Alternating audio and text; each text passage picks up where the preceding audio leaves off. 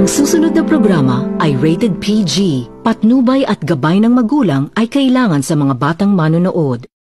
This program is brought to you by EO Executive Optical, The Generics Pharmacy, Wings Total Care, Pocari Sweat, Amigos Segurado Spaghetti and Macaroni, Silver Swan Soy Sauce, Nissin Seafood Cup Noodles, and Smart Dishwashing Paste.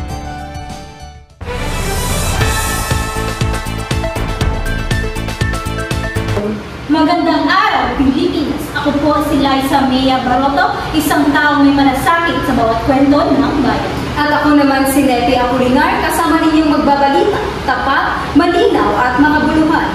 Kami ang inyong mga tagapaghatid ng balita dito sa Balitang Bayan, Tinig ng Bayan. Narito ang mga balitang makabago at makabuluhan mula sa lokal, pambansa at pandaigdigang entablado.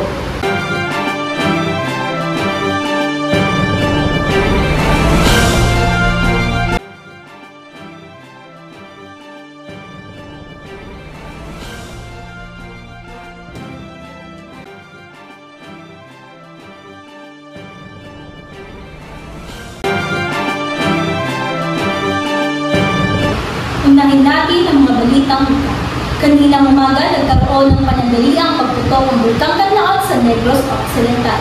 Ayon sa ulat ng Philippine Institute of Volcanology and Seismology or PHIVOLCS, isang 4.5 kilometrong ulap na abo ang umangat mula sa bunganga ng bulkan bandang 6:51 ng umaga.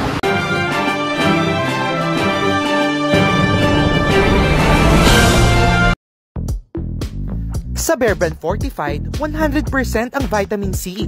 All-in-one ang baong resistensya dahil high in iron, high in zinc. Tikman ang sarap ng sustansya sa Bear Brand Fortified. Bing bang bing, bing bing bang, bam bam bang, bing bang bing, bing bang bing, bam bam.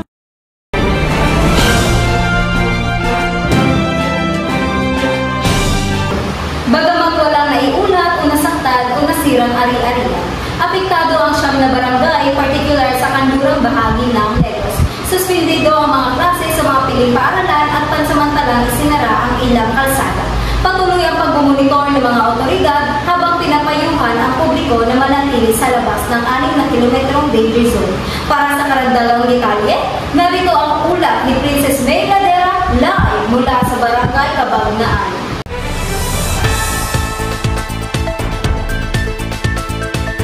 Magandang araw, nasa barangay Cabangnaan ako ngayon, isa sa mga lugar na malapit sa bulkan. Makikita sa paligid ang manipis na abo na bumabalot sa mga bubong at pananim. Ayon sa lokal na opisyal ng barangay, naka-alerto na mga evacuation center kung sakaling lumala ang sitwasyon. Tinututukan din ang kalusugan ng mga residente, lalo na mga hika at sakit sa baga. Isa sa mga nakausap natin ay si Aling Marta, isang residente sa lugar. Medyo kinakabahan po kami pero anda naman po kaming lumikas kung sakaling kailangan talaga. Sana hindi na ito lumala pa.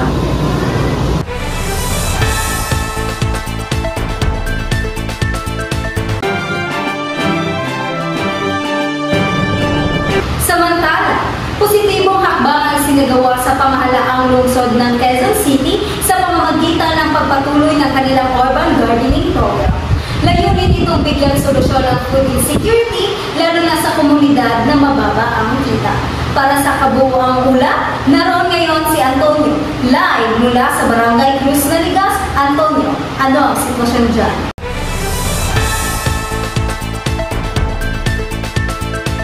Narito tayo ngayon sa Barangay Cruz Naligas, kung saan nilunsad ang isang community garden na pinangungunahan ng mga nanay at kabataan. Ayon sa lokal na pamahalaan, layunin nilang makapagpatayo ng hindi bababa sa 500 urban garden sa lungsod ngayong taon. Malaking tulong po ito kasi may libre kaming pagkain. Natuto pa kaming magtanim at mag-alaga ng tanim kahit maliit ang espasyo.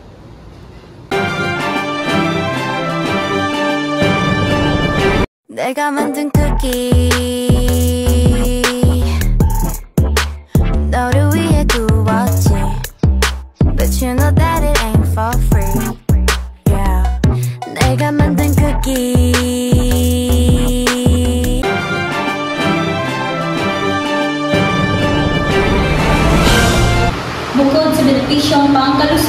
Layunin din ng proyekto na itaguyod ang sustainability at self-reliance sa gitna ng krisis ng pang-ekonomiya. Sa puso ng ating bansa, nagaganap ang mga kaganapang maaaring lumabas kinabukasan ng bawat Pilipino. Mula sa mga hakbang para sa kalusugan hanggang sa mga kasunduang maaaring magpabago sa kasaysayan. Narito ang mga pambalitang pambansa. Isa sa mga itinuri na pinakamalaking hakbang patungo sa diplomasya ngayong taon ay ang ceasefire agreement sa pagitan ng India at Pakistan. Pinirmahan ito noong Mayo 10, 2025 sa isang summit na ginanap sa Geneva, Switzerland sa tulong ng kinatawanan mula sa Estados Unidos, China at United Nations.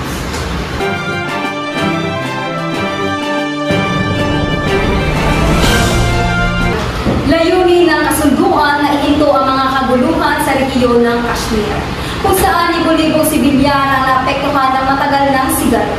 Sa kabila ng ilang naitalang paglabag, ilang oras matapos ang kasunduan, umaasa ang magkabilang panig na mag-iindan ito tungo sa may matibay na ugnayan at kapayapaan.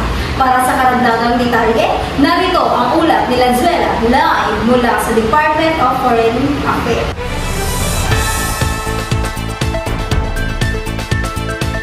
Narito tayo ngayon sa harap ng Department of Foreign Affairs sa Maynila, kung saan nagpahayag ng suporta ang pamahalaan ng Pilipinas sa bagong kasunduang ito. Ayon sa DFA, ang pagkakasundo ay sumasalamin sa potensyal ng diplomasya bilang instrumento ng kapayapaan.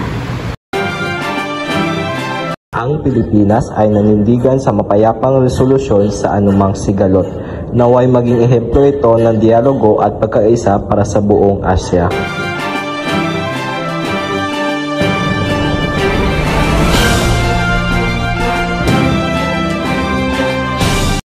Samantala, inilunsad ng Department of Health ang isang nationwide vaccination campaign laban sa tigdas matapos tumaas ang kaso ng outbreak sa mga rehiyon ng Calabarzon at Zamboanga Peninsula.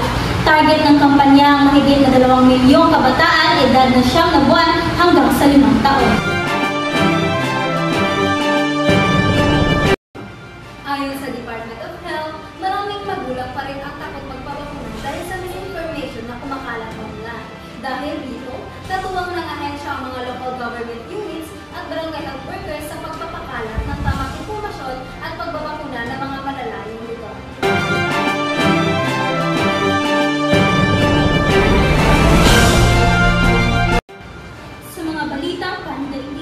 Isang positibong sinyales ang lumitaw mula sa gitnang silangan matapos ang palayain ng Hamas ang isang bihat na Amerikanong Israelita ilang araw bago ang pagbisita ni dating Pangulong Donald Trump sa rehiyon.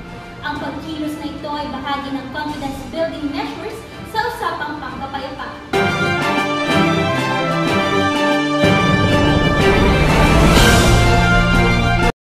Ang bihat ay kinilalang si Ilya Rosenberg, isang 35 years old na doktor na kinidnap noong 2023 habang nagsasagawa ng humanitarian mission sa Gaza Strip.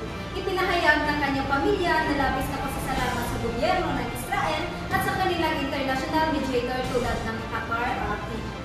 Isa itong kaganapang binabantayan ng marami. Nasa Geneva ngayon sa embasado para sa live update. Kim, ano ang sitwasyon dyan?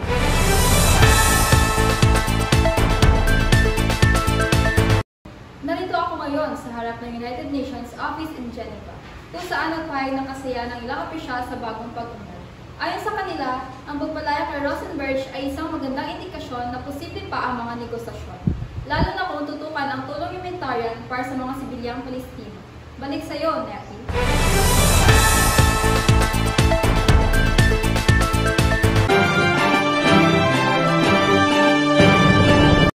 At sa industriya ng sining, isang dagok ang tumama sa karera ng batikong aktor na si Gerald Depardieu. Nahaharap siya ngayon sa kontrobersiya matapos mapatunay ang nagkasala sa kaso sexual na pananakit na isinampalan ng isang kapwa-actress noong 2020. Partner, ano sa tingin mo? Alam mo ba, partner, ang korte sa Paris ay naglabas ng 18 buwan suspended sentence laban sa kanya, kasabay ng pagkakatalaga sa kanya ng community service at psychological counseling. Ang hatol na ito ay sinasalubong na magkakahalong reaksyon sa France, kung saan muling binuksan ang usapin ng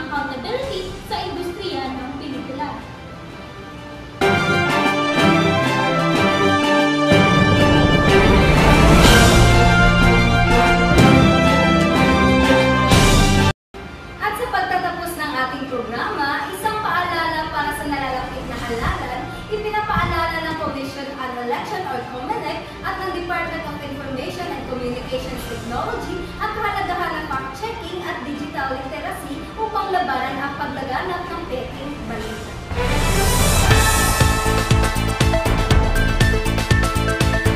Isinagawa ngayong linggo ang #VoteSmartMediaLiteracy Caravan sa mga paaralan at universidad sa buong bansa. Layunin nitong turuan ang mga kabataan kung paano tukuyin ang fake news, i-report ang misinformation at pumili ng responsableng leader.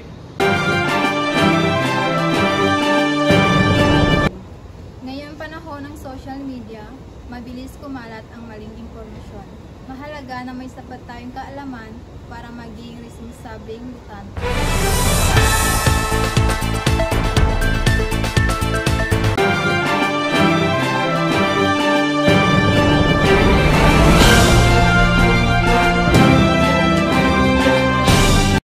Sa panahon ng halalan, higit kailanman ay kailangan natin ng tamang impormasyon.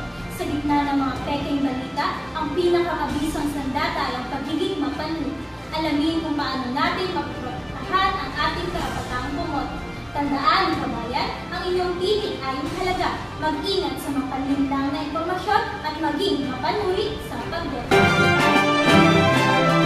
Pagbangon tayo. Para kanino ka bumaba? Babangon tayo. Susulong tayo. Babangon tayo. Susulong tayo. Babangon tayo. Susulong tayo. Babangon tayo. Susulong tayo. Babangon tayo. Time for a moment to breathe. Relax with natural tea. C2 green tea. Enjoy relaxing with C2 green tea. Get yours now.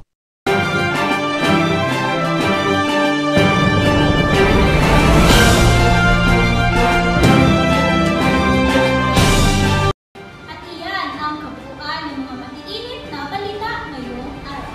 Mula sa Tinig ng Bayan, kami ay nagpapasalamat sa inyong pagtangkilik. Ako si Nepi Apolinar at ako naman si Liza Mea Baroto. Hanggang sa muli, Pilipinas!